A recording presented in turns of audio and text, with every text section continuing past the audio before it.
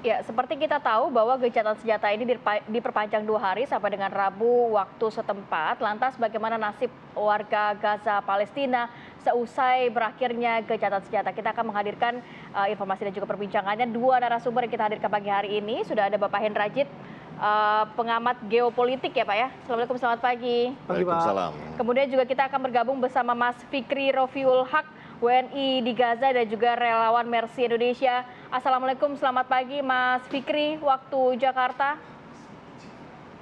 Baik, oke, nampaknya kita masih mencoba untuk menghubungi Mas Fikri. Pak Hendra, kalau melihat saat ini kondisinya masih di dalam masa gencatan senjata yang diperpanjang, apakah sudah ada tanda-tanda atau kemungkinan bisa nantinya perpanjangan ini jadi cukup lama atau mungkin permanen ke depannya?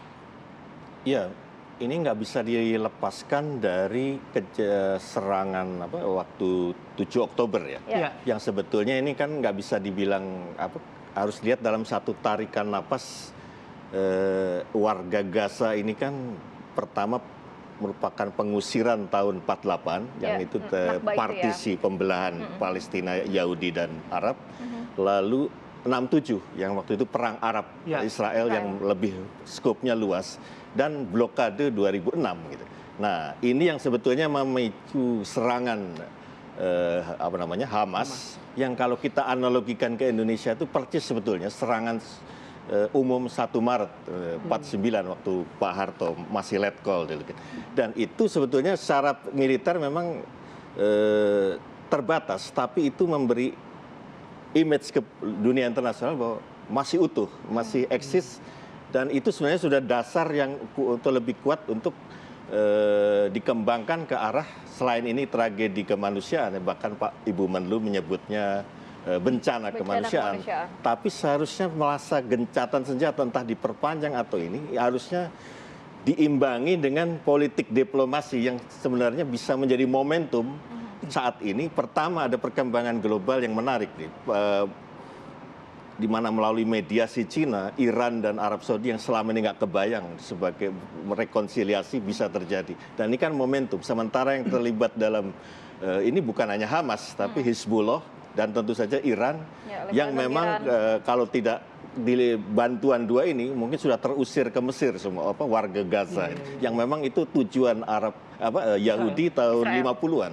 Nah, ini yang sebetulnya momentum gencatan senjata seharusnya kalau ada pikiran terpadu ya antara serangan militer dan ini efektif, bukan hanya Hamas tapi ada yang namanya Al-Muqawamah. Itu yang semacam Arm Brigade, Al-Qassam Brigade. Itu luas, nggak hanya sekedar Hamas di lingkup Palestina, tapi juga lintas negara. Ada yang dari Irak, dari Yaman, dari beberapa negara, bahkan juga Irak gitu. Nah, ini yang sebetulnya kalau secara militer dia dalam posisi kuat, tapi ini belum diimbangi dengan politik diplomasi. Nah, Badara ini kan hari Selasa kemarin kan ada pembahasan di Majelis Umum. Seharusnya pihak Kementerian Luar Negeri Indonesia harus bisa proaktif dalam spirit KAA Bandung dulu ya. Oke, nah politik diplomasi yang tadi Pak Indra sampaikan, dan Anda juga tadi mention soal ada Cina, ada Iran ya salah satunya. Nah, dalam konteks momentum ini, apa skenario yang mungkin saja mereka wacanakan, mereka lakukan untuk menghentikan serangan dari Israel ini dan membuat sesuai dengan semangat kita semua. Dengan konteks menghentikan serangan ini kan sudah secara moral itu kuat bukan hanya di Hamas tapi Palestina sendiri sudah dapat dukungan, dan jangan lupa di Eropa, di Amerika pun civic action juga nggak kebayang selama ini diem aja itu bergerak. Malah kelihatan antara Yahudi yang memang tulen yang sebetulnya bukan Zionis itu yang membela, tidak hanya Noam Chomsky misalnya. Nah, itu artinya satu gambaran dalam kondisi objektif yang diuntungkan. Jadi selain global juga secara moral outcry dikembangkan, dan perkembangan antara Saudi Iran itu yang sudah rekonsiliasi itu bisa menjadi dasar untuk mengembalikan kepada keperundingan, politik perundingan. Nah, apa politik perundingan tadi Mas Bayu katakan itu, yaitu kita harus kembalikan cara tidak adil yang sebenarnya ini bukan Israel yang sebetulnya ini Inggris, karena ketika Perang Dunia Pertama, dalam Perang Dunia Pertama pun dua, dia Inggris itu gimana caranya dia tetap dominan di Timur Tengah tapi dia ada politik adu domba gitu. Nah, Israel ini kayak pohon kaktus di tengah pohon pinang. Yang Arab ini ibaratnya pohon pinang. Nah, Israel ini kayak pohon kaktus. Nah, dia memang dipelihara di situ. Nah, ini yang saya kira harus dikembalikan dalam ini, karena yang kemudian tidak adil lah, Pak. 60% Arab Palestina hanya dapat 35% wilayah. Sementara yang Yahudi sebaliknya gitu. Dan bahkan saat ini 95% sudah di. Nah, apalagi sebenarnya bukan hanya di sekarang, tapi dari sejak sebelum partition itu tahun 47 ya di PBB itu sudah di gelombang imigrasi yang sebenarnya diaspora yang bukan warga Yahudi asli di Palestina itu didorong. Nah, jadi yang awalnya 85% sempat akhirnya 65-35. Nah, Pak Hendra, mungkin melihat people power tadi sudah dinyatakan juga berbagai belahan dunia ini sudah menyuarakan lakukan gencatan senjata secara permanen dan lain sebagainya. Tapi kan harus ada political will-nya, Pak, dari pimpinan dunia. Nah, nanti seperti apa kita akan tahan dulu, kita akan bahas di segmen berikutnya. Tetap bersama kami. Baik, kembali lagi di Apa Kabar Indonesia Pagi. Sebelum ke Pak Hendra menyambung pertanyaan tadi, kita akan update dulu bagaimana kondisi langsung dari Gaza Palestina. Sudah terhubung Mas Fikri. Assalamualaikum, selamat pagi. Bagaimana kondisi Mas saat ini? Waalaikumsalam warahmatullahi wabarakatuh. Ya, kondisi saat ini saya dan juga dua relawan lainnya dalam keadaan aman, dan juga kondisi saat ini memang di jalur Gaza masih cukup aman seperti hari-hari sebelumnya, di mana juga gencatan senjata juga masih berlaku sampai hari ini, dan hari ini adalah hari terakhir memang, dan kami berharap semoga gencatan senjata kembali terjadi, ataupun gencatan senjata bisa berlaku secara permanen, karena memang di jalur Gaza ini benar-benar sudah hampir tidak ada kehidupan lagi, apalagi terlebih di Gaza Utara, karena memang gempuran-gempuran terus dilakukan sejak sebelum adanya gencatan senjata. Ya, Mas, apakah sudah ada update? Akankah ada perpanjangan nantinya, atau sudah ada upaya yang dilakukan sehingga Rabu waktu setempat ini gencatan senjata juga masih dilanjutkan, atau bagaimana update di sana? Ya, kalau perpanjangan gencatan senjata, kami masih belum mendengar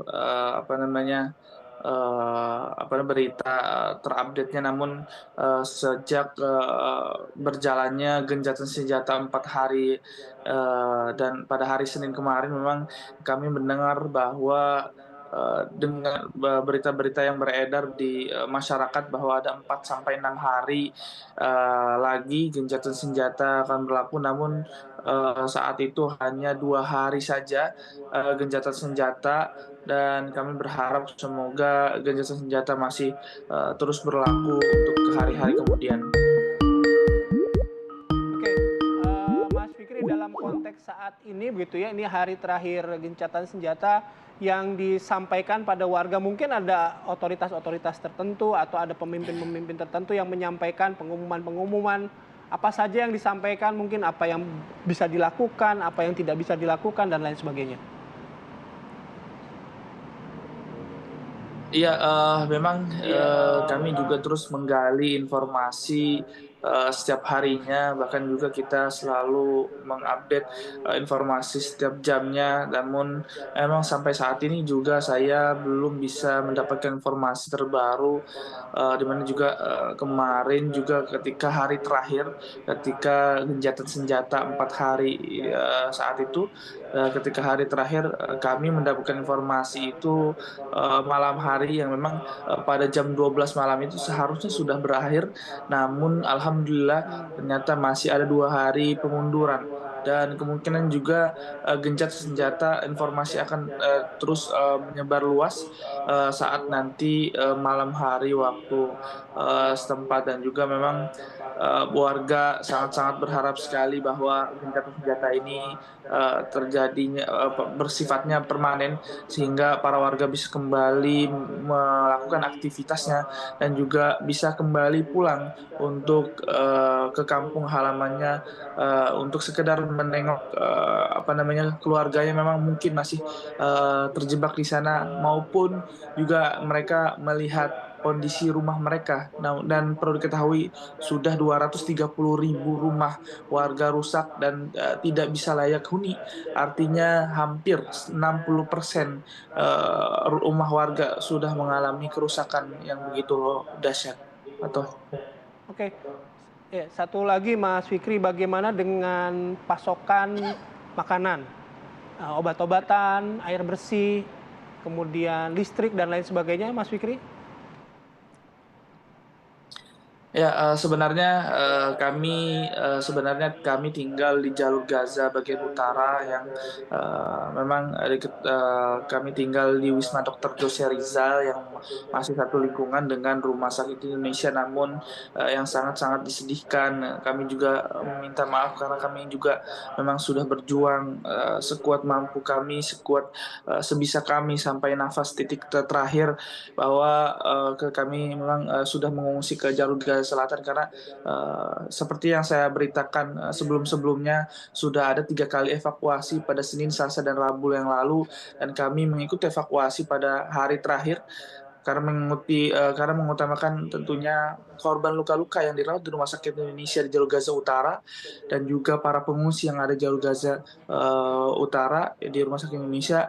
Dan saat ini sebenarnya kondisi di jalur Gaza Selatan dan Utara sebenarnya tidak jauh berbeda, di mana kami masih juga dan para warga juga masih sulit mendapatkan air bersih, terutama untuk air minum yang kami saat ini mengungsi di sekolahan yang memang berdekatan dengan Rumah Sakit Indonesia, dan juga dekat Rumah Sakit Eropa maksud kami, di jalur Gaza bagian selatan di kota Khan Yunis, dan juga mereka juga sulit mendapatkan makanan karena rata-rata mereka bukan berasal dari kota yang tempat mereka lahir, sehingga mereka tidak mempunyai kompor misalnya untuk mereka memasak. Namun beberapa kali ada bantuan datang dari pemerintah Palestina, juga banyak sekali bantuan-bantuan yang sudah masuk ke jalur Gaza. Namun saya juga sudah meliput beberapa warga yang memang mereka misalnya mengantri dalam